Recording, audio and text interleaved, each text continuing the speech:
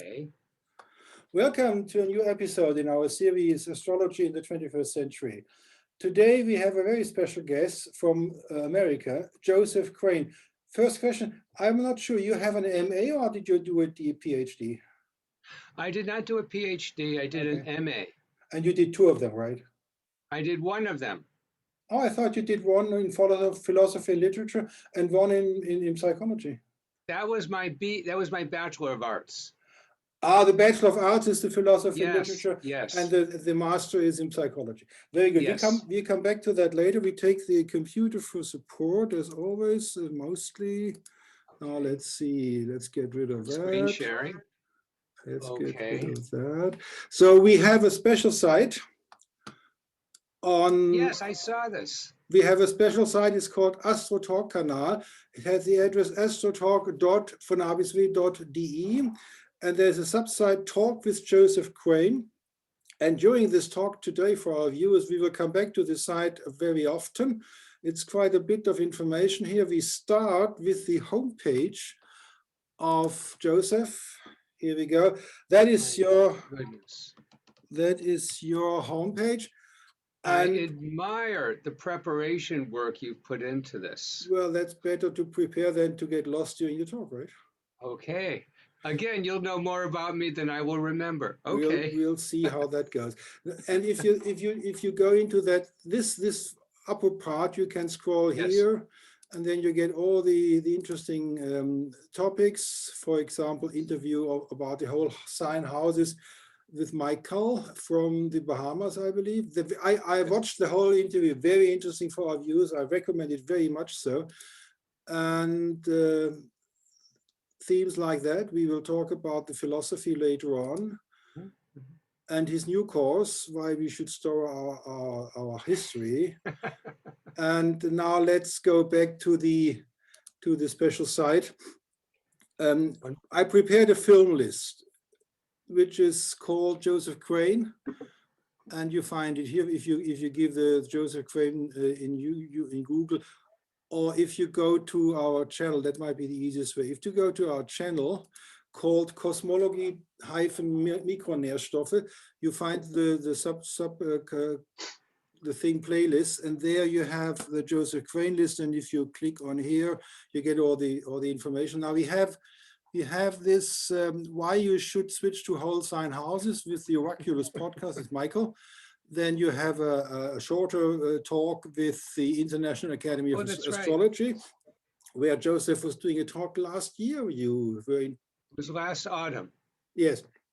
And then here in this very short talk, Joseph talks about his special course, Astrology, History and Culture. And then two more interesting videos, which is only audio, I believe. And then another people come up, Stephen Birchfield and then an interesting short video from Sue Ward. But the first five, I believe, 1, 2, 3, those are from Joseph. I recommend those very much so. And now we start with Joseph books. And the books by Joseph Crane, you find, if you click here, 3 books on astrology, more or less. The one is this one. Yes. Oh, yes. That's, I was much younger then. I have it here. That's 1996, I believe, right? Yes. And then the second one, sort of a larger book, which is like this. It's much larger than this book about the astrological roots, the Hellenistic legacy. And then his famous third book, Between Fortune and Providence. I show you this one. This one. So I recommend our viewers to go. Let's see whether you got whether you are able to check the book. No, you don't. Oh, yes, you can. You can look into the books like this. So we don't have to talk too much about the books today. So let's get rid of that. And now we jump back as promised. And I leave the page for the moment. Joseph, we talked about beforehand that we will start with your high school days. How was high school for you when you were in high school, and where was it? That was in Massachusetts, Northern New Hampshire. My goodness, you have done your work. It was in Berkshire County, which is a western part of the state of Massachusetts. And how far away is that from Boston? 135 miles. Oh, that's quite a distance. So you were more Yes. a rural kind of child? Not rural. It was a small city A small city. in the midst of some beautiful countryside. Okay. Mountains, I believe, are surrounding. Mountains, yes. A part of the Appalachian Mountains. Very good. So when you were 16, were you a bullied child or did you bully other childs? At the age of 16, I was a history buff. Okay. And I was counting the days until I could get out of high school and get out of my town, because there were bigger and better things waiting for me. Okay. And the idea of ever becoming an astrologer was very remote. Okay. So history buff means you wanted to do more in history, and did you do that? Because later you didn't study it. No, I didn't. It's very interesting. It's as you get older, you reclaim things that you used to do in the past in terms of interests. Okay. And so I pretty much left a lot of my interest in history behind in high school, and I decided to study philosophy and literature in college. Okay, and you went to Illinois, didn't you? I went to Brandeis University in Massachusetts. Oh, in Massachusetts. Oh, so Massachusetts. So there are two Brandeis universities. No, there's only one. One is enough. I found one in Illinois. Oh, I didn't know that. Oh, I okay. didn't know there was one in Illinois. So you stayed in Massachusetts and studied philosophy. In Massachusetts. Okay, and philosophy. I know somebody who studied philosophy and German literature in the Leibniz University in Hanover, in Germany, where I'm staying right now. Mm-hmm. And it was possible in that studies of philosophy to study philosophy without a single line of Kant. Did you study Kant? I studied Kant extensively. Oh, so you are the contra. Okay. Yes, I am contra. Yeah, and I was very disappointed in the philosophy department that we had. It was primarily, as you would imagine, Anglo-European. So there's a lot of stuff on Wittgenstein and philosophy of language. Okay, okay. And my interest was in Kant and in Greek philosophy. There was nothing on Aristotle there, for instance. Did you study the American way of philosophy studies, or did you study the European way of philosophy studies? You'll have to tell me the difference. If I remember this from my PhD time after I retired, the American way is different in the way that the European studies in philosophy are based on phenomenology. And the American studies is more, the American philosophy studies is somewhat like a language sort of philosophy studies. Yes, you're absolutely right. And I should have transferred to Europe. Did I get that right? You got it perfectly. Oh, okay. I should have transferred to Europe because I studied phenomenology as a senior. There was a course there on phenomenology, mostly Husserl, and Buddhist Abhidharma. Okay. And so that was my introduction to Buddhist philosophy. Okay. Back as a senior in college. So that's where your Buddhism straight comes from. That's where that sort of began in a few places, but yes. Okay. Yes. And you studied literature. What sort of literature did you study? Oh goodness. There's let's put it American or European or Eastern or no, I should have transferred to Europe. Okay. I studied a lot of ancient Greek literature. Classics. You studied classics. Yeah. Oh, yes. Okay. I was a not very good classical Greek student. And how did you like your experience in college? Was there a lot of drinking when you were there? Drinking? Yes, and I did some of it myself. Oh, okay. And there were two things. first of all, for me, I should have taken some time off before college. I really wasn't ready for this sort of sophisticated social life that college would give. I was pretty immature emotionally. Okay. On the other hand, I got a really, really good liberal arts education. What do you mean by that? Okay, liberal arts, the literature, the philosophy, some of the history. I took a course on Freud. I took a course on Plato. Things that I was actually able to incorporate into my understanding of myself as an astrologer. And as I said, I took a few courses on Kant. In your college, you mentioned Freud. Could you have done a course? Was it offered on Jung, or was that off limits? There was no Jung. There was no Jung that I found. Oh, the same. Okay, I see. The Freud course was actually a history course, and we went through Freud as a historical figure, studying a lot of his works. It was not a psychology course because psychology was mostly cognitive and behavioral. Even then. Okay. So for our viewers, if you want to get some information about the psychology of C.G. Jung, Jordan B. Peterson from Toronto in Canada has a whole lot of videos from his teaching about Jung. So I recommend that. Okay, so you passed your Bachelor of Arts examination. Yes. Barely or really well? Oh no. In spite of my some of my habitual substance abuse, I did very well. So that's called in your country. Much better. That's called with honors, right? In your country. Yes. Okay. Yeah. So now you have much better. You have the certificate. I am a Bachelor of Arts. Did you know what to do with it? Very interesting thing happened. Just as I was, by the way, I never took a psychology course. Okay. At Brandeis, but I got a job in a large institution working with mentally retarded, developmentally disabled adults. Large institution. Are you allowed to say the name? It was called Fernald School. Oh, it is now closed. Yes. Okay. And what happened was, I like to say that in 1976, I went from one institution of higher education, Waltham, Brandeis University, to another institution of higher education, Fernald School.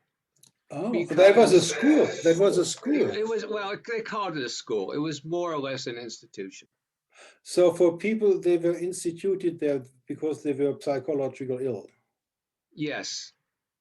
Was it a closed facility, or was it open? It was a closed facility. Yes. Yes. And normally one would think you have to have a degree in psychotherapy to be part on the staff of an... Not as a direct care staff person. Oh, okay.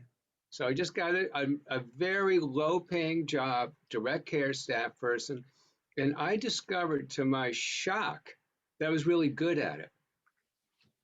Oh, okay. And this has happened a couple times in life. You put me into an environment, and maybe this is my Capricorn Sun, strong Saturnine nature. Your Capricorn Sun is on the first degree, right? Yes, 0 Capricorn. Yeah, 0 Capricorn. Okay. Tell us a little bit more in detail. What should we imagine? Did you wash the patients, or did you supply the books, or did you supply the food? What did you do? Okay. Happily, I didn't have to wash them. There are people who are lower functioning, and that would have been one of the jobs. You basically help them manage their lives. Oh, you bought things for them? Going shopping for them? Yeah, some of that. Okay. Okay. You do a lot of just staying with them and making sure that nothing bad happens and nobody tries to torment somebody else. Oh, okay. And you work within a team, including a psychologist and a social worker, and you basically monitor them and make sure they're scheduled, and you do activities and things like that. Sometimes in the place, sometimes outside in the community. But I formed some very strong relationships there.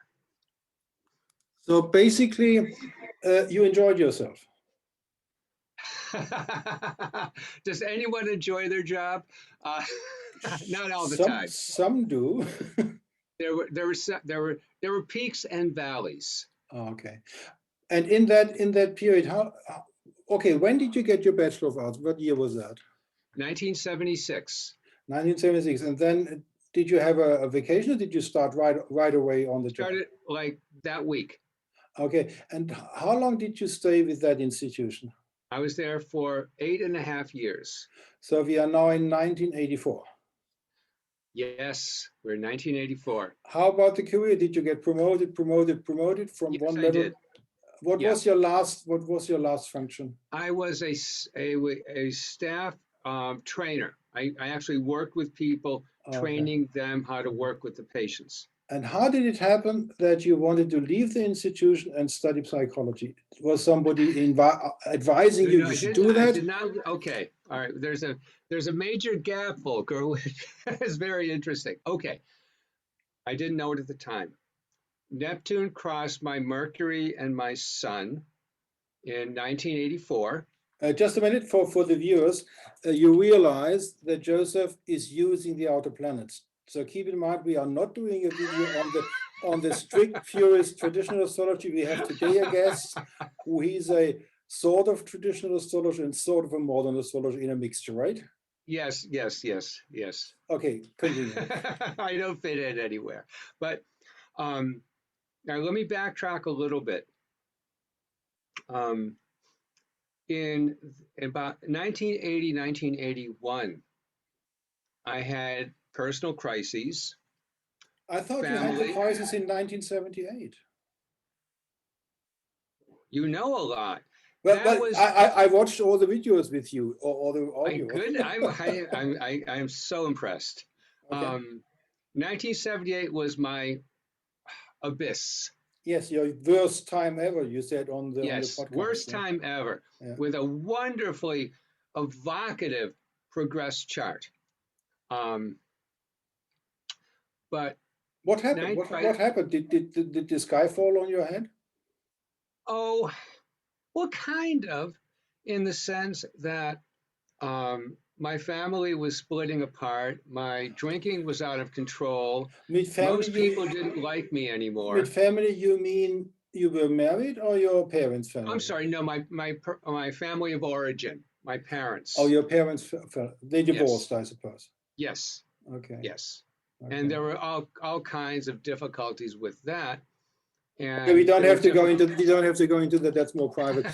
So basically 1978, and then again the sky fell again in 1981. My goodness, you're I feel like you are Oprah and I am Meghan Markle. No, we certainly shouldn't do that. Okay, I'm sorry, Volker, what was your question again? In 1981, something happened again, which was rather disturbing. Okay, what happened is 1980, I began meditation practice, Buddhist meditation practice. Okay. And I took refuge in late 1980 and promptly went on a drinking binge afterwards. And I stopped drinking on May 24th, 1981. Okay. And things got progressively better. But by 1984, I was sick of my job and I wanted to be a Buddhist. And so for 4 years, I went to I lived at a meditation center in northern Vermont. Was it an Osho center or was it something else? A what? Osho? No, it wasn't an Osho. It was established by Chogyam Trungpa Rinpoche. Okay. Tibetan. Okay. Okay. Tibetan Buddhism. Okay. Yes. And I've been doing that ever since. So that is basically, is that one could say, your religion, Buddhism not being a religion? Yes. Okay, good. Yes. So no, that was for 4 years, you said? I was there for 4 years. So we are now in 1988, and now we are getting to the interesting point. Now astrology found you, right? Correct. Okay. How did that happen? How did that happen? First, a woman found me. Okay. Okay. So she was, and we eventually got married, by the way. So this was lasting. And so she was taking an astrology program in Massachusetts during that time. And she moved in with me and brought her astrology books with her. And I began to sort of look at her astrology books kind of like for fun, because I was running the kitchen, I was practicing, I was teaching classes, and I needed something to do that was mindless. And so I would start to look at her astrology books, and she sent me to her teacher for a reading, and gradually I got interested. And then at some point, sort of the lightning flashed. And I realized that astrology was much more than a sun sign, much more than what I read in the newspapers on the daily horoscope, and that really smart, excuse me, really smart people did astrology. And I said, gee, I could be one of those really smart people who do astrology. And so this was a very interesting experience, because you're in a meditation center, you're stuck in northern Vermont with about 40 people. And so word came around, Joe Crane is doing astrology charts. So I had all these people who wanted to talk to me. And I didn't know anything. But I was interested, and I could speculate, and I would read books. And it was actually a good sort of initial dip into it. And I began to take classes with my first wife's astrology teacher. Do you remember her name? Do you remember her name? Yes, I do. Her name was Jill Laurie. Okay. I remember her very well. Okay. And how was the teaching? How was the curriculum? If you try to remember the course you took, and you're looking at it from today, March 2021. Oh, okay. All right. This was 1984. Okay. I'm sorry, 1987. Okay. 1988. And do you remember the harmonic convergence? When the harmonic came into astrology? No. Oh, it was a long time ago.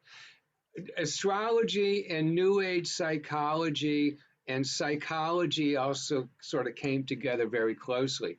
My teacher was a Gestalt therapist who did very simple astrology, mostly looking for psychological problems and possibilities. Did she learn directly from Fritz Perls? No. Okay. His name was Tom Watkins. He took courses, I think, with the pollsters, who were sort of students of Perls, but I think. I'm not sure. Okay. Just to get the lineage right, so it's different levels. Sure. Yeah. Okay. Sure. And so probably for the people watching and having not heard the name Fritz Perls. Fritz Perls was a German psychologist who moved to America with his wife, and in his late years he was part of the Excellent program in Big Sur, and part of the human potential movement. And so you have a lot of people who were trained by Fritz Perls, and those people have again students who were trained by them, and what we just heard is something like this, the cascade. Yes, I'm down the food chain, as we call it in America. Yes. Okay. But so basically,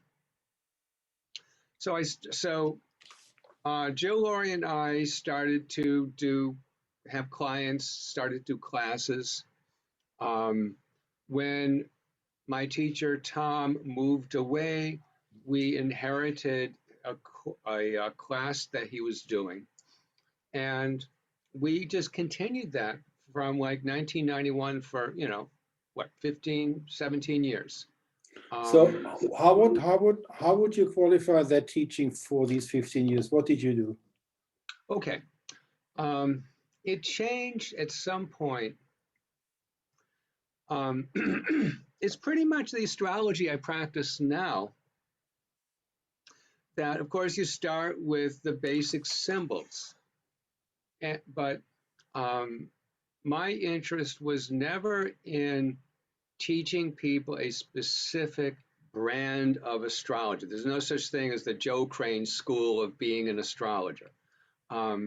So we did programs on horary and electional and history of astrology and William Lilly, but also harmonics and midpoints and Okay, astrocartography. just a second. What does that mean? You did orrery. That is the time we are now. Olivia Barclay came to the States in the 80s. Yeah. And she was reviving the horary astrology, as we have learned from Sharon Knight in the interview with Sharon Knight. We are now in the 90s already and going into 2000. How did you get to know horary astrology? Who trained you and what books did you use? Sure. Okay. In 1992, 93, I decided to go for my master's. In psychology. Okay. Yes. And I said, okay, no more astrological technique. I'm too busy to study astrology. What happened was Oh, you mean you're too busy to study psychology?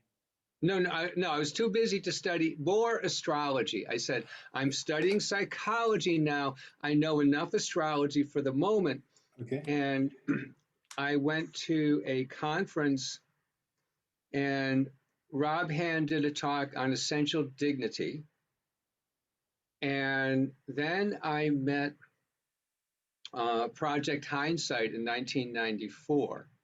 Okay. And I became thoroughly immersed in traditional astrology. Also in 1994, I started a correspondence program with Lee Lehman on classical horary. Yes. And she is a student of Olivia Barclay. Yes. Okay. Yes. And so my intention to learn no more astrological technique went completely kaput. Went out of the window. Okay. So, and so I was involved with Project Hindsight for about 4 years. And my first book was from a series of articles I wrote for Mountain Astrologer on traditional astrology. So we are now talking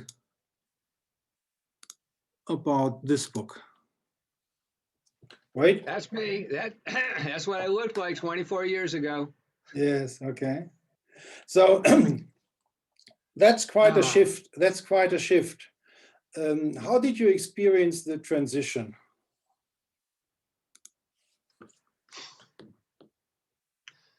For me, it was, excuse me, two things. On a personal level, it was really nice getting back to my college education in Greek and my high school education in ancient and medieval history. That was fun. It's like and at that time, my progressed Mercury had gone retrograde. So it's like I felt like I was retrieving things from the past. Also, though, the astrology was so, it felt like I could understand astrology more intuitively, looking at it from a traditional point of view. That it felt like I could sort of almost have a sensation of like how planets and signs and aspects interacted. There's something very, excuse me, concrete about that. That was very comfortable for me. And I had previously felt that a lot of modern psychological astrology tried to create too much stuff that really didn't apply very well to clients. Because what are clients interested in? Their family, their jobs, their careers, their relationships, their marriages, meeting new people, moving to some other place. And traditional astrology could address those things, because most of my clients were not interested in how they may, attain some level of spirituality or psychological completeness or things or whatever. Astrology teachers, maybe. Astrologers, maybe, but not most of my clients. And so I felt that I was being very practical working with them. And the curriculum at our astrology school reflected more traditional, more historical, and my practice was also reflected that as well. Did your wife go along with that? Not very well. Okay. We would have, we didn't have arguments, but we'd have classes and she'd say, well, Uranus, Aquarius has co-rulers of Uranus and Saturn. And I would go, no, it's just Saturn. Hell with this Uranus stuff. So that means that in that transition period, you got a lot of problems with your wife on the one hand, and then you got problems with yourself because you used the outer planets, but not the rulerships of the outer planets. Right. That seemed to be not a problem at all. Okay. Outer planets modify inner planets. They modify aspect. They modify angles. Let's confront you with somebody who is critical about that approach. I have to take another subside. I prepared something. Time. So let's see how that goes. Take some time. How did you solve the problems with your wife? Oh, it was actually very simple. I was the person who was doing the astrology teaching and seeing more clients. And, we simply had different approaches. And, people actually enjoyed having the contrast between the two of us. Oh, okay. So let's go to Sue Ward. She wrote a book in German. Well, there's a book of Sue Ward translated into German, The Fundamentals of Astrology, how the old rulers and the new planets came to their meaning. Volker, you're bringing me back to my college German. Okay, did you read the book? No, but I can read the sentence very easily. Okay. It's in German. It's das Fundament der Astrologie, wie die alten Herrscher und die neuen Planeten zu ihren astrologischen Bedeutung kamen. The interesting thing is, let's on page 140, the common sense got lost, and I translate into English. With the finding of the outer planets, Uranus, Neptune, and Pluto, the question came about whether and how these should be integrated in the rulership system.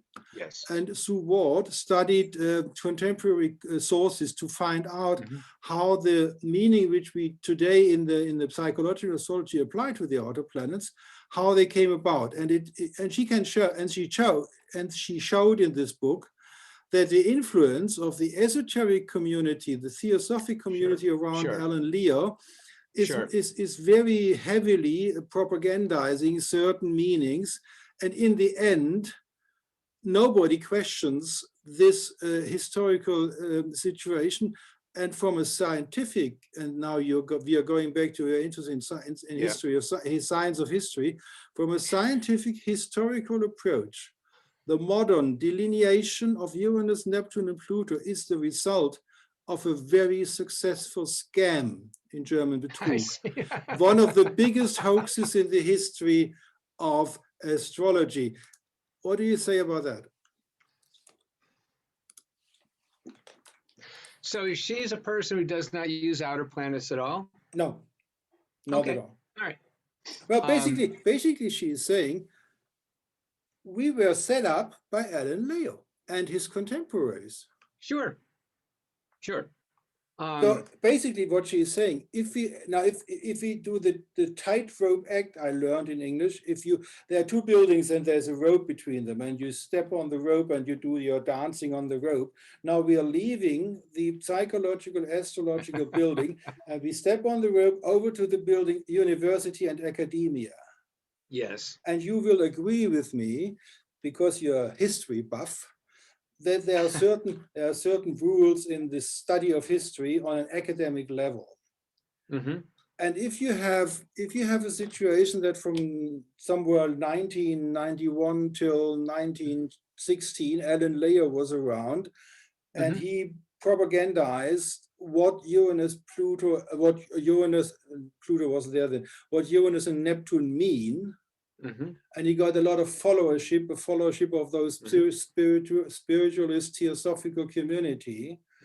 And then this was taken up by the astrologers in Germany and discussed. And in the English-speaking countries, basically one could say what those Alan Leo people thought about it and how they came about it, that was taken up. And if you look at this from a scientific point of view, out of the Department of Astrology in university, I think Sue Ward is right. There is no legitimate excuse for how we say Uranus is that, Neptune is that, and Pluto is that. Okay. However, there is one other dimension, which is that if Alan Leo's formulations were wrong or didn't make sense to people, no one would take them up.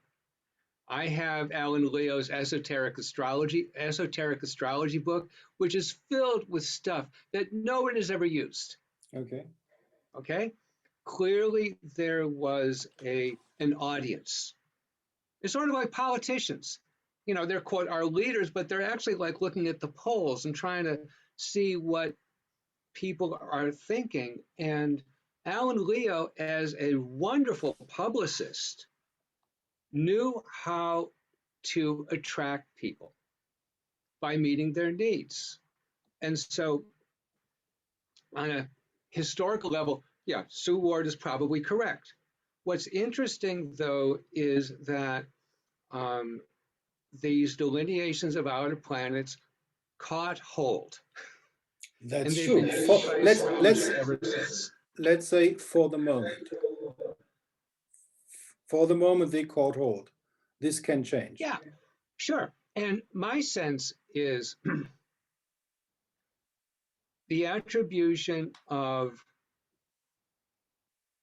outer planets as sign rulers distorts the fundamental meaning of the signs themselves. Okay. And therefore, I will not use them in that way. They don't work for my clients. They don't work for my understanding of astrology. However, the main predictive technique that astrologers use are transits. And in the good old days, it was obviously, Saturn, Jupiter, Mars, and on in. But most astrologers will look at you and say, oh, gee, let's see, you have Neptune just finished transiting your Saturn. Okay. And I don't use transits as the only thing, but some astrologers use it as the main thing.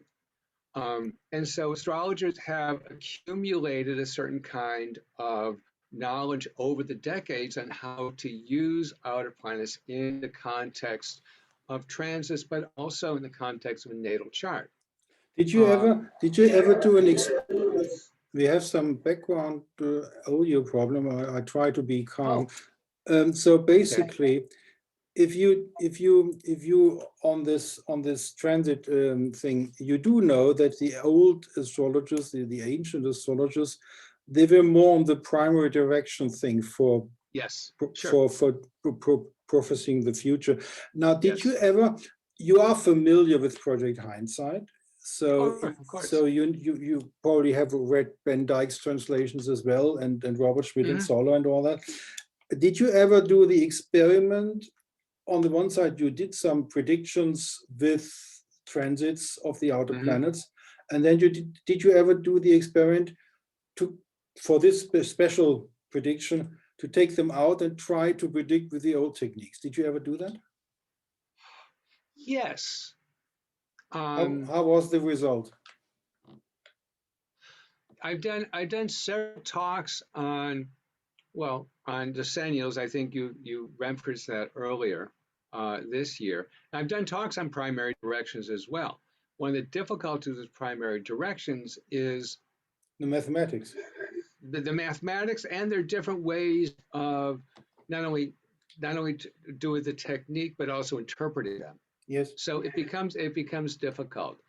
But so basically, you are saying the primary directions is the correct methods if you take the outer planets out of the picture, but considering the problems for many people using primary directions, they are better off to keep the outer planets and do transits. Is that probably the argument? Oh, I would like there to be many more astrologers who use primary directions. Let me just make a distinction, though. I'm a big fan of, well, in America we call beta testing. Yes. Okay. So I wish more astrologers said, okay, I'm going to do the stuff I do with my clients, and I'm going to check out these things too. Let's look at decennials, or let's look at primary directions, or let's look at, I don't know, lunar returns. Yes. And, and not to, if you don't have confidence in a technique or in a prediction, you're not going to do a very good job with a client. So you need confidence, but you also need to be open enough to other possibilities that you could build confidence later. Early on, as reflected in my Hellenistic book, I decided to really play around with planetary periods. Yeah, that one. Play around with planetary periods. And I selected decennials. What do you mean by decennial? Is that Fedaria? No. Chapter 12, I believe, will be helpful to you. I think it's chapter 12. The non-wandering stars. No, I'm sorry. No. Transits and perfections. After that. Planetary Time Lord system. That's it. Oh, you're talking about zodiacal releasing? No. Okay. Zodiacal releasing is, as far as we know, the only record we have is from Vedic Valence. Okay. Verdaria has a longer history, probably Persian, maybe not. Verdaria basically has everyone having the same pattern of change. Yes. Daytime, nighttime chart, you have the same kind of thing. Decennials take from this, usually the sun by day, the moon by night, and they advance in the order of the planets following that luminary. Okay. Okay. So a major period would be 10 years and 9 months, divided into 7 sub-periods. and then you just keep on going. But individual per person, because the order of your planets in your chart is not going to be the order of my planets in my chart. Okay. And also, decennials were talked. They're in Firmicus, they're in Hephaestio, they're also in Valence. So there's much more of a universal record, or much more of a complete record of their use. Okay. And because Firmicus used them, they also survived into the Middle Ages. Do you use them with your client, or are you still on the better phase? I use them, a little bit of both. I use them at a second session, unless something sort of really comes out at me. Okay. There are times in which I have a client saying, okay, all hell is breaking loose. Did you ever record this method on video to show it to the public? Yes, I gave a talk in last November on decennials. But this wasn't published on YouTube, was it? It was part of a conference, so I guess not. So don't you think, now I'm coming to a sort of political aspect of the modern development of astrology. What I realize is we have a lot of revival and renaissance of the old techniques, okay? We have these new books from Chris Brennan and Dimitra George and Helena Avila and Luis Ribeiro. And we have a lot of manuals now. Yes. You have a course, you teach things. But what we don't have in this more or less traditional astrology community, we don't have demonstration videos or films. I have never seen a video. We have the astrology podcast of Chris Brennan, which is great. Sure, it's great. And we have Michael's podcast. But what we don't have is a real person, a real client, as a guinea pig, demonstrating certain techniques. Why don't you do that? I think for me, I really don't do a lot of YouTube videos. I realize that you don't even have a YouTube channel. I don't even have a YouTube channel. Yeah, I have a website. I have a website. Yes. Also, quote, guinea pigs are difficult because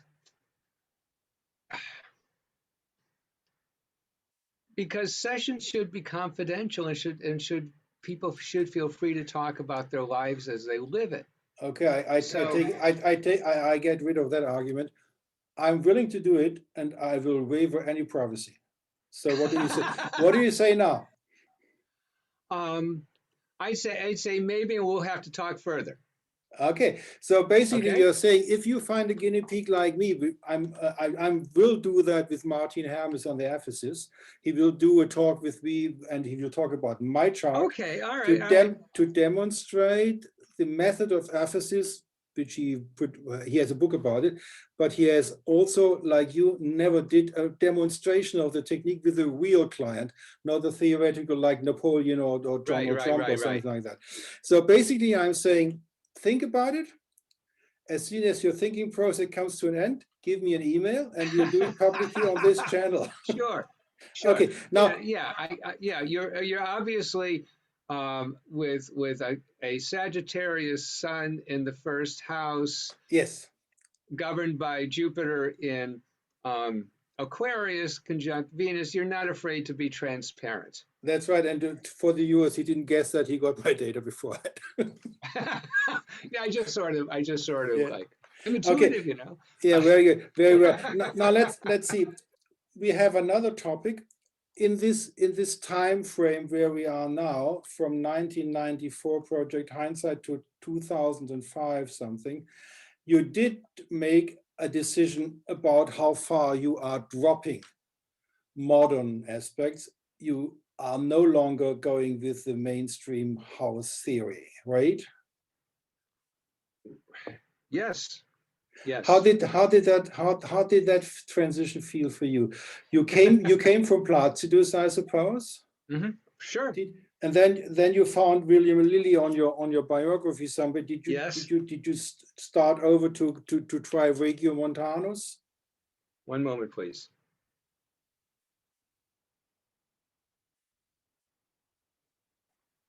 I have enough respect for William Lilly as an artist that it would be, I would consider it impious to try to look at his technique and his charts using anything but the house system he used. Yes, okay. I know that. I know that you said the same thing to Michael, I believe. Oh, I did. Okay. Yeah. What I mean is something different. When you got some unrest with the house system you were using, Placidus, did you change the house system from Placidus directly into whole sign houses, or were there some other, like Regiomontanus and Campanus and Alcabitius? Did you jump from Placidus right into a whole sign? Yes, but in a gradual way. Okay. What happened was I was giving classes. Everyone had their Placidus chart. I would have Placidus charts on the overhead easel or the overhead projector, but I started to think in whole signs, even though my students and my clients were seeing Placidus. And this lasted until I think like 1999, maybe 2000. And in my first book, I say that I'm still working with whole sign houses. Maybe they work, maybe they don't. I'm not quite sure. In my second book, by 2004, I had been using whole sign houses for about 5 years exclusively. In this one, you mean? Yes.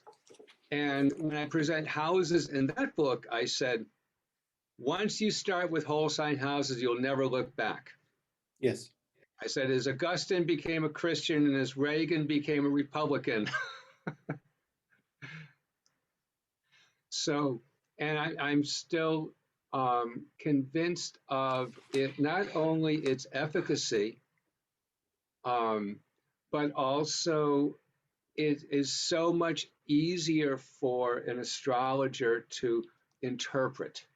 Yes. Because you don't have these weird things like intercepted houses and houses with 3 planetary rulers and yeah, I have that in Placidus. I have the 9th house in Leo, and then intercepted Virgo, and then the MC is on beginning of Libra. I can feel what you're meaning, and my stellium moves from the 9th house to the 10th house with whole sign houses, and that is very significant difference. Okay, let's not repeat too much of the very nice video you did with Michael. The viewers can do them themselves. Let's go back to our computer support and start and let's get to Robert Schmidt. Let's go back. On your homepage you have an article. Oh my goodness, yes. You have an article about definitions and foundations. How do you explain that book is no longer available to be bought by me or anybody else? I'm sorry to hear that. Well, you can't find it on Amazon. Yeah, no, actually, it was given to me by a student. I took a course, a student who took a course with me, who was connected with Project Hindsight, and so I'm not sure the book ever had common circulation. Now that's something I wanted to ask you. I'm a lawyer from profession. I worked with the Ministry of Economics in Lower Saxony in Germany. If I look at the astrological community, and I was responsible for having contacts with professional communities like doctors or lawyers or healers or something like that. If you look at the scene, how lobbying is done in politics generally, the first impression as somebody who knows these things is the astrology community is the worst lobbying group ever met. The worst what group? The worst lobbying group you can ever meet. they have basically no idea how to do lobbying in politics. And and you can take this example. It is ridiculous and not responsible to take this book of Robert Schmidt and to allow that it disappears. What do you think?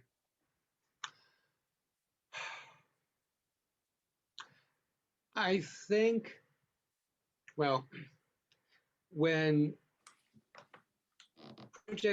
Project Hindsight had a history of peaks and valleys, we'll call it. Yes. And their original work was a subscription service. I know. And the good news is they were able to produce a lot of material and get paid for it. The bad news is they never tried to publish it as it was. Rob Hand, after he left Project Hindsight, started the Arhat publishing thing, which was originally my first book. And they produced a few books for a few years later, but I'm not sure Rob is really into being a publisher. And so there has been this gap. One reason I wrote the Hellenistic book in the first place, my second book, was that there was nothing that had come out of the Project Hindsight community for several years. And I was afraid that all this great stuff that I had learned would simply go by the wayside. So basically you're saying if somebody buys this book, how much of the theory and practice of Project Hindsight is in that book? Actually, the techniques are very much the same because Vettius Valens still says what Vettius Valens said. Yes. In terms of the overall approach, my approach is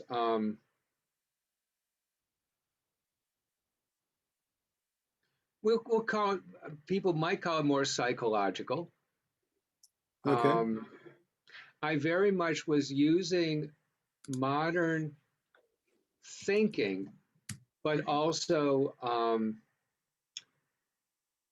ancient techniques together. Okay, let's leave it at that. And coming, Joanna, okay. Coming to philosophy amongst astrologers, this is an excerpt from Cosmos and Culture. Yes. Are you familiar with this text?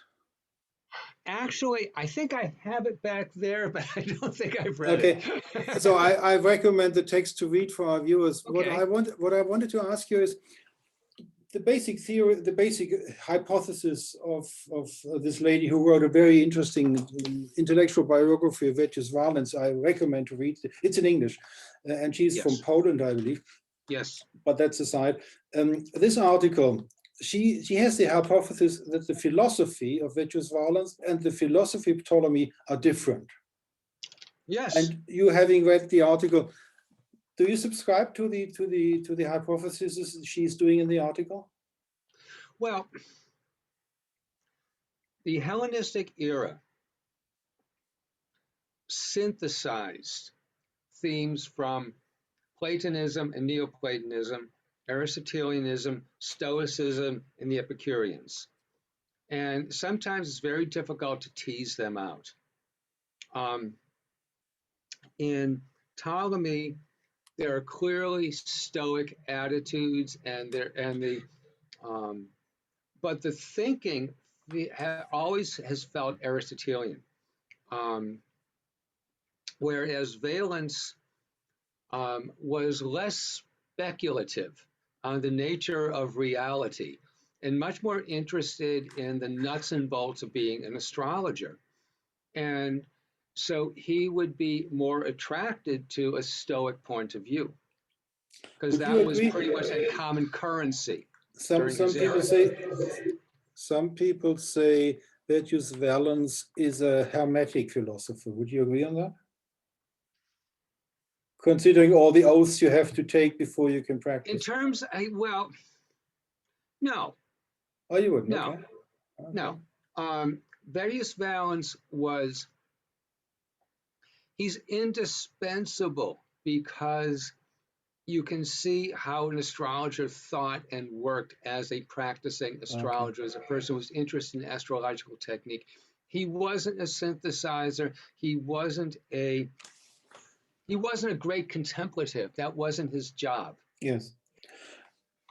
If you read the intellectual biography from Komorowski about virtuous violence, you realize that there is a sort of mystic background simmering in the background. You take the oath and you take the other oath and never tell anybody, and it's sort of a Golden Dawn approach. Would you agree on that? I haven't gone through her books sufficiently to, I would say I don't know, but maybe it's like me being a Buddhist. It's like I don't do Buddhist astrology. Okay, I see what you mean. Yeah. Okay.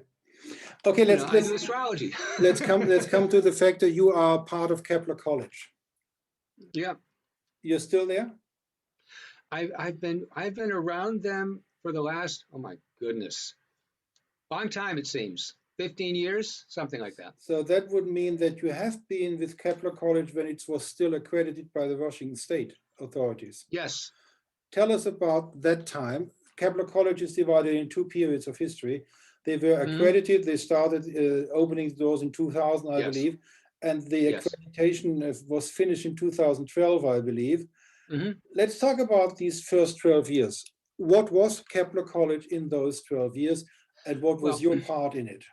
I was only involved with that part of Kepler for the last maybe 2 or 3 years. Okay. And the reason it wasn't accredited was simply because... Well, it was accredited first, and then it was accredited first, but it was my understanding, okay, is it was accredited provisionally. Oh, okay. Okay. And the final accreditation couldn't happen because the money wasn't there. It wasn't financially meet criteria. So you are saying the astrological community was dumb enough to let that happen because of financial problems? This institution had to lose their accreditation. Is that the argument?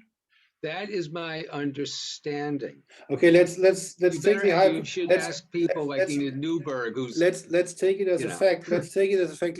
Let's pretend it's a fact. That the only reason why the authorities in Washington State didn't give the final official accreditation was because of money. That would mean that you are saying the astrologers of the United States were idiotic enough to let that happen. Is that a correct statement? Well, you did say we were a lousy lobbying group. Okay, so. that's what I'm meaning. Yes, you are lousy lobby. You're a lousy lobbying group. That's for sure. As a community, astrologers. But to be sure, to be clear, the Germans are no better. The German astrologers. I wanted to mention Freud has a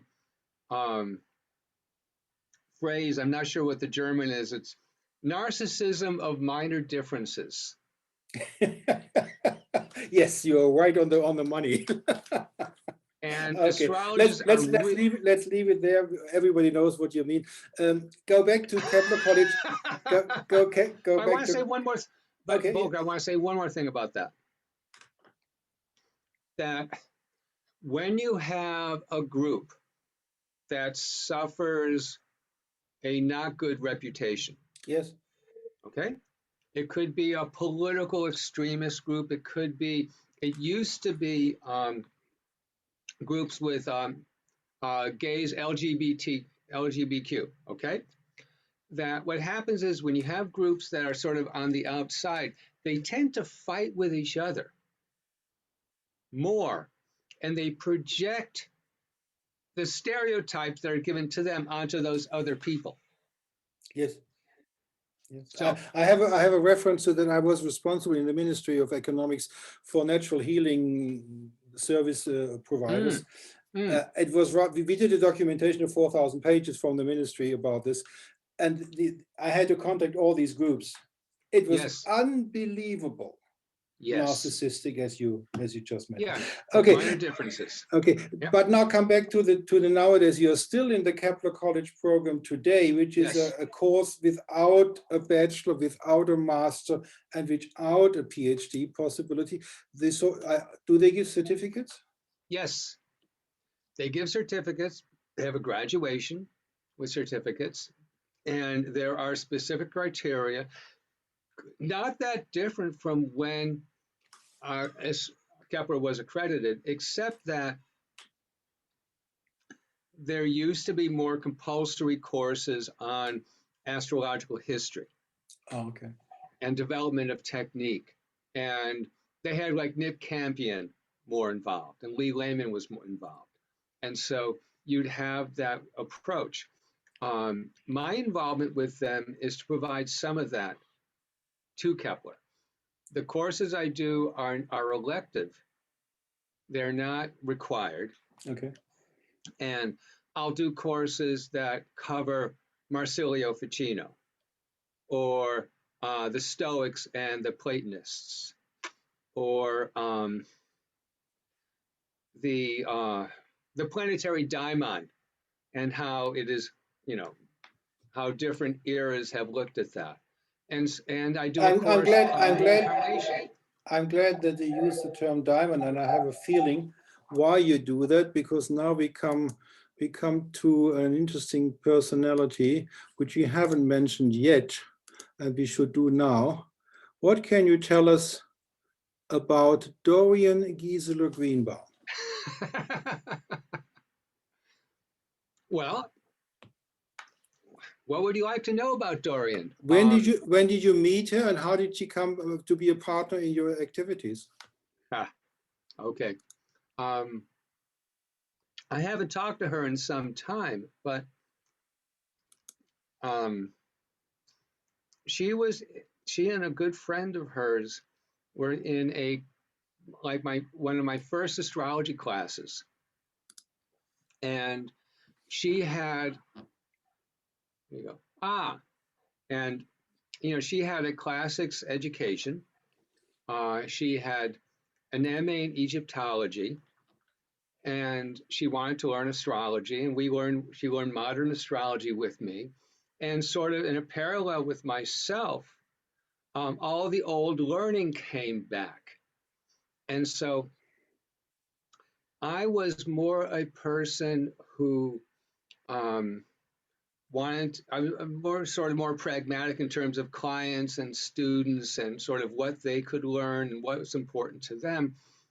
Dorian was much more interested in the sort of academic side. And that's when she went to Warburg Institute in London. And she got a PhD. When was that? Oh my goodness. I'm sure it's in her bio. Wait. Maybe 2004, 2005? Yeah, could be. Maybe, I don't remember. Okay. For sure. And, she has worked, post-grad on various projects ever since. And her temperament book was out of a research paper she had done to gain certification in NCGR, an American, and it sells very well. Okay, that is this one. It's that one, yeah. So basically, if you read about Joseph in the AstroWiki information, they say she founded the Astrological Institute together with you. Is that right? I think she more or less came aboard. Is she still an active partner in the institute? No. When did that stop? Oh, probably after she went to Warburg. Oh, okay. So that's quite some years ago. Okay. Oh, She's now in the Sophia Center tutor with Nick Campion, and there is a book list on the subpage. Yes. Now we dig into more theory with Joseph Crane. Let's do that. Now what have you for me? First question, just a few questions. In one of the talks, I think it was with Michael, you said Hamburg, you were talking about the uranium astrology, which is for the German viewers, the Hamburger Schule from Rudolf and Witte. How did the term Hamburg school become uranium school? Do you know anything about that? That's after not Witte. Who was after Witte? I think after Witte it's already Greenbaum. Bitterman? Greenbaum. I think it's Greenbaum. No. I'm not so sure. I'm not so sure. Hang on a second. Who wrote Rules for Planetary Pictures? I'm not so sure. Hamburger Schule. We get that right away. No, that's the wrong. That's basically, Volker. What happened was, we can make this simple. They fled the Nazis. Oh, it's New York. Oh, so that's why. Okay. If you are a New York astrologer, you're going to learn the Hamburg school. No. You. I see. Okay. That's answered because of the Nazi regime. They fled the country and they had to find a new name for the New Yorker surroundings. Okay. Yes. Okay. Next question. Astrology is too simple and too complex. You mentioned that in one of the podcasts. Okay. So you're asking me what I'm talking about? Yes. Too simple and too complex at the same time. I'll put it this way. It's too complex and the things I don't use. Okay. I think many astrologers feel that way. Is that the reason why you prefer to use the outer planets? Because if you don't use them, you have to integrate quite a number of techniques to do the projection work, right? Sure. Okay. Calculation. But there's a little more. Astrology is too simple in the sense that you find a lot of modern American astrology using sun sign, moon sign, ascendant sign, and trying to make these broad generalizations using not enough information that the chart reveals. Now, in our computer age, astrologers come up with all kinds of things. And I think what's necessary is for astrologers, you and everybody else, to sort of decide, what they work with in their practice, what may be a beta test, and what is too much. For instance, I don't use Chiron very much at all. I don't use asteroids. And part of that is sort of an artistic decision. It's like I have a certain palette, and I think of astrologers as artists more than scientists. Okay. And I have a palette with a certain number of colors on it, and it's going to be different from the next person. So let's take up this this artistic approach. There are quite a number of people who say astrology is a craft, is an art, and is not a science. Would you go along with that? You said craft and art simultaneously. Yeah, by purpose. Yes. Are they the same word in German? You have Kunst. No. It's Handwerk and Kunst. Yeah, in German. Okay. Right. It's different. What's the first word? The craft side is the Handwerk side. That's like people building furniture, painting walls, plumbing. That's craft. Okay, got it. Okay, all right. There are two things. One is the craft of an astrologer. We'll call it the selection of information that they use. The artistry has to do with applying that information to the lives of human beings, lives of people. And, and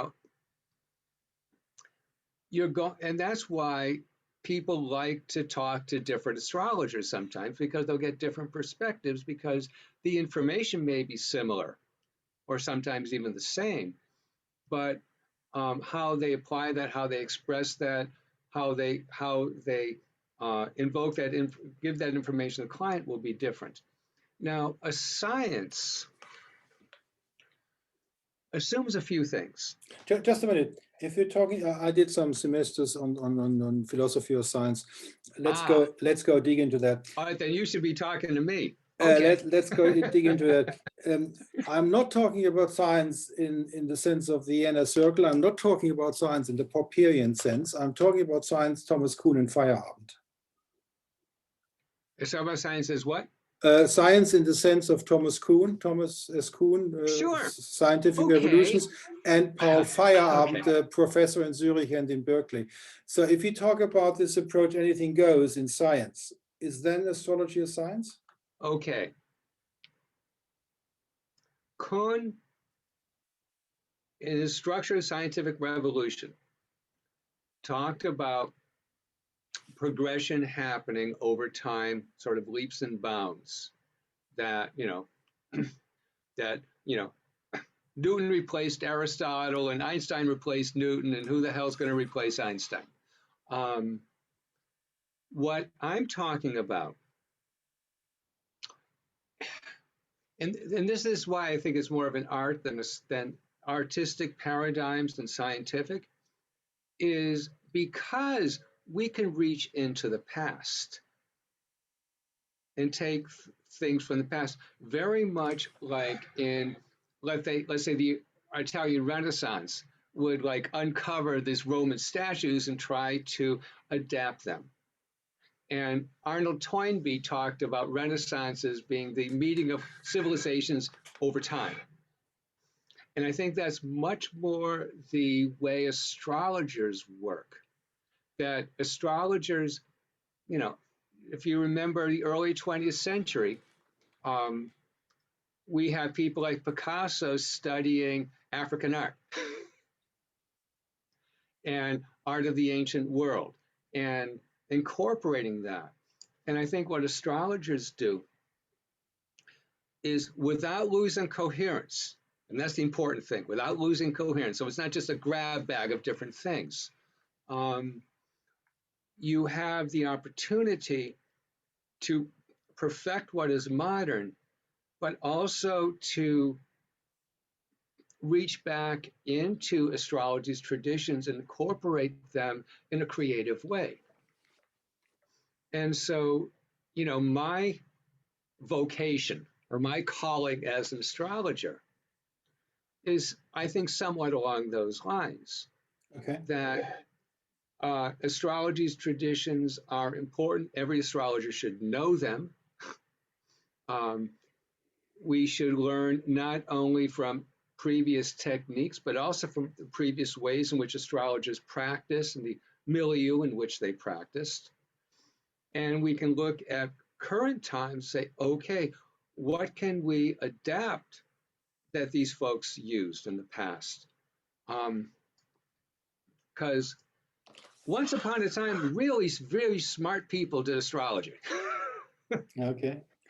You are doing a course in Kepler College, I believe, about William Lilly, right? Actually, last year I did a program on William Lilly this was my pandemic program. I put together these friends and we just did I just did a course on Lilly on Zoom for people. And you didn't publish it, right? No. That's it's a good class. It was fun. You should publish it. I took I think 18 of Lilly's horary. Okay. We just went through exactly what he was doing and where he was being creative and where he was being literal. Would you have the rights to publish it? Sure. It's my course. So basically, is it a course which you will offer again for money? Is that the reason why you don't publish it? Oh, yeah, I offered it for money. Okay. You probably would want to do that again, and that's why. Okay. I don't know. Okay, let's go back to Lilly for a moment. William Lilly, famous for his success in horary and natal astrology.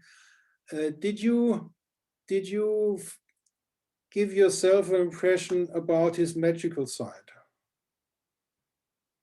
How is your relationship to William Lilly as the astrological magus?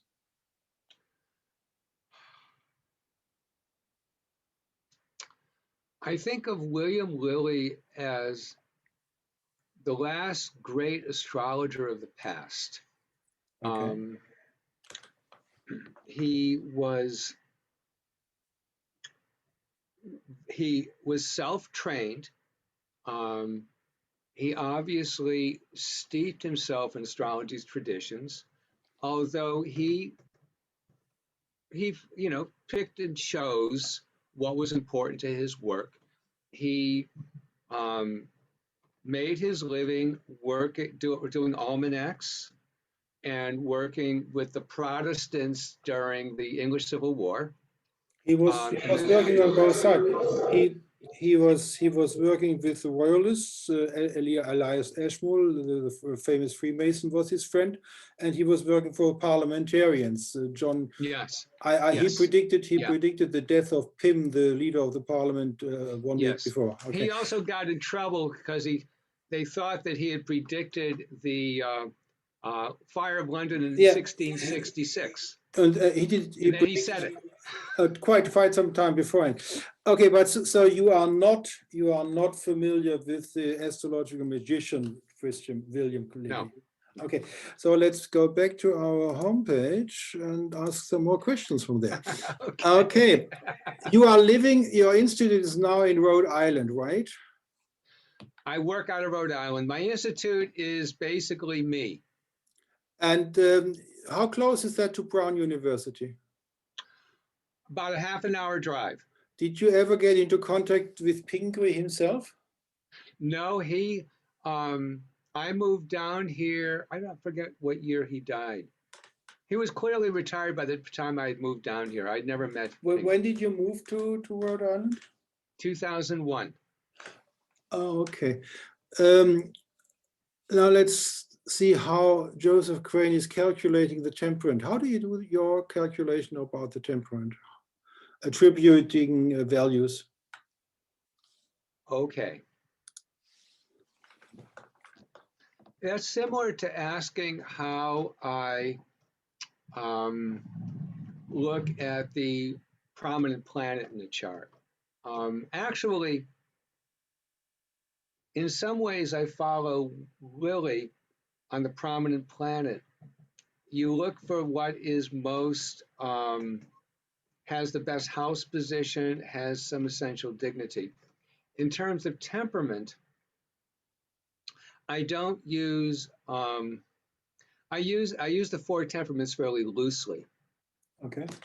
I'm more interested in whether a person has a Saturnine disposition, a Mars-like disposition, a Venusian disposition.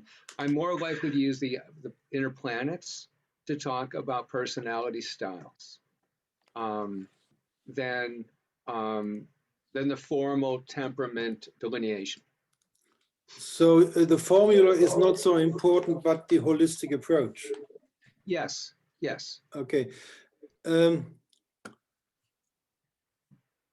Now let's come to your Dante book. All right. Let's do this. We have the books of Joseph Crane. And how did that book come about?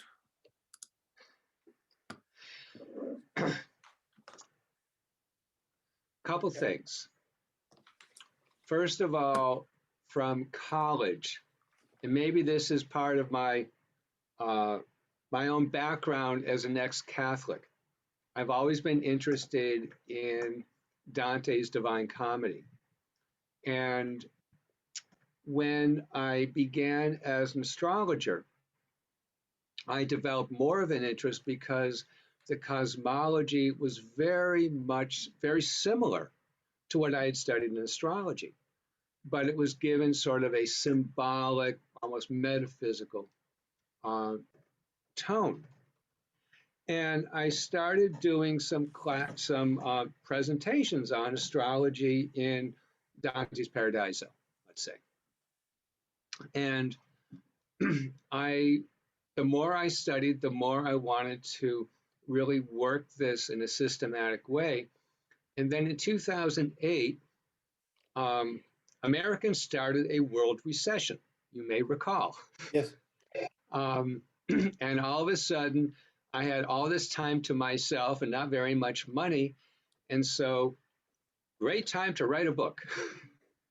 And so, for the next 4 years, and they were a fine 4 years of my life. I studied Dante and wrote on the cosmology in a book that is like no other book on Dante. Is it a book for people from scratch to read it, or do you have the knowledge beforehand? One could read it from, if you're an astrologer already, you could read it from scratch. Okay. Because I go through Inferno, Purgatorio, Paradiso. The difference is I spend like 30 pages on Inferno and 75 pages on Purgatorio and 75 pages on Paradiso, because I'm much more interested in the cosmology. Okay, let's come to the closing end because our time is running out.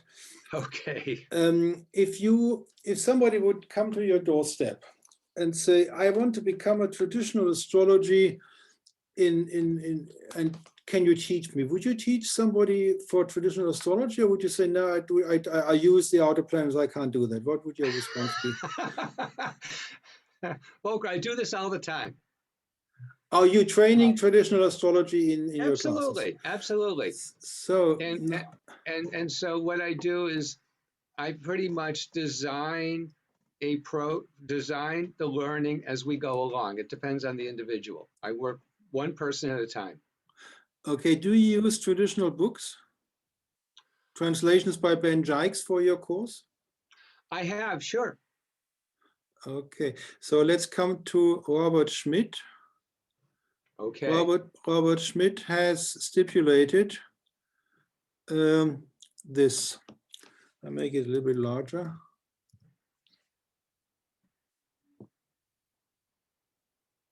Astrology, Robert Schmidt, quote, I also know of no way of pursuing an inquiry into the theoretical foundations of astrology that does not presuppose an extensive and prior familiarity with the entire practical astrological tradition, and does that not immediately involve us in philosophical and ultimately even esoteric concerns? In other words, the restoration of practical astrological methods, the pursuit of theoretical foundation, and the attempt to understand the higher philosophical and metaphysical implications of the astrological tradition itself. All three of these concerns implicate one another and cannot really in any way be done separately. This sounds like impossible. I agree. What do you do? I agree. And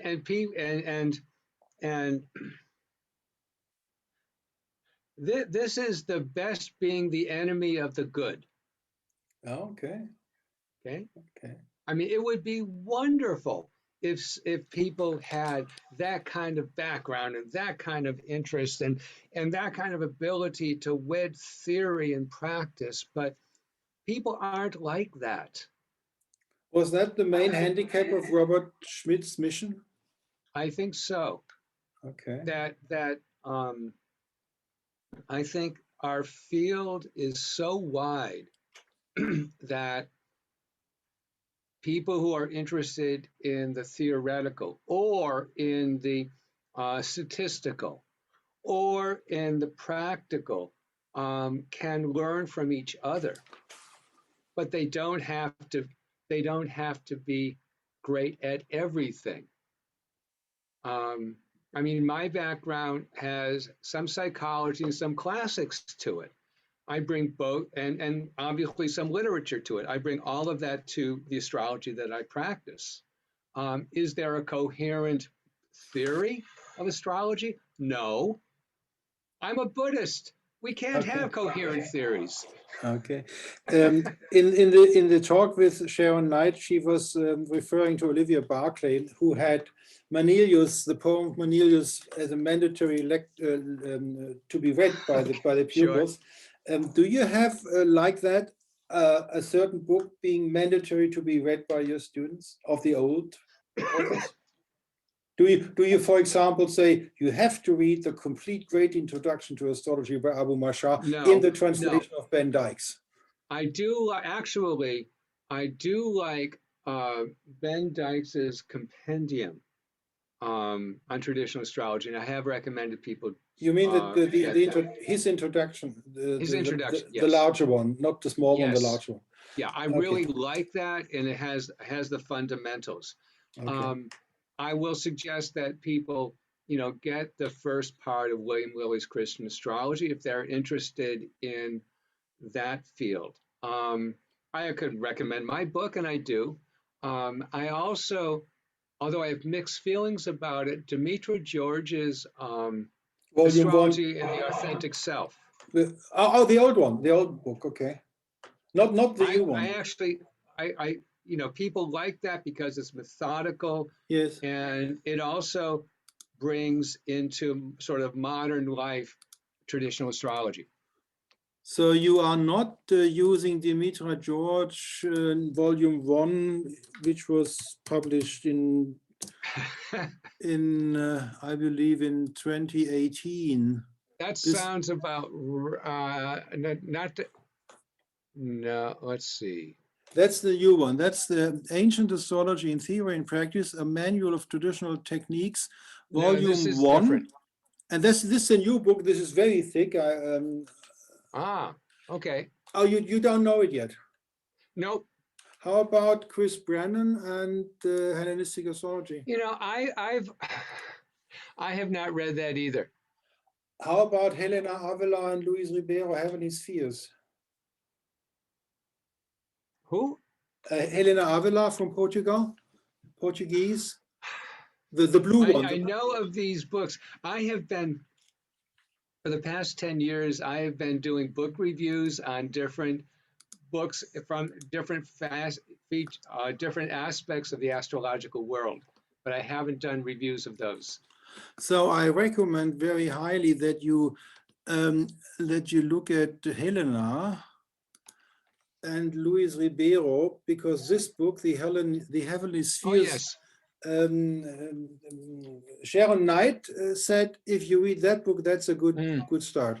So let's come to your very good. Let's come to your neophyte on the doorstep of your house, having no idea what is they never show up on my doorstep. They show up on my email. Okay, having no idea about astrology. How long would you do you offer a one-to-one education, or is it only a correspondence course? If you're a complete neophyte, it would probably be better to take a course from Cupper College, their introductory classes, because it's a group, and people learn better in a group. Where I come in is when they have some foundation and they want to establish a client practice, or they want to learn about specific, techniques, either modern or traditional. That I've had some people with beginning classes and it works fine, but it feels that they don't need me for that. They can get it in a more supportive environment than just talking to me. Okay. Let's not spare out an important part of your life, which is psychology and treating patients. Are you still treating patients? Actually, I closed my office about 2 years ago. Oh, the psychological part is gone now. Yes. Okay. Yeah. Although clearly that's part of my astrological practice. I don't. I don't peddle myself as a psychological counselor alone. Okay. So basically, we've covered a first approach to introduce you to the community.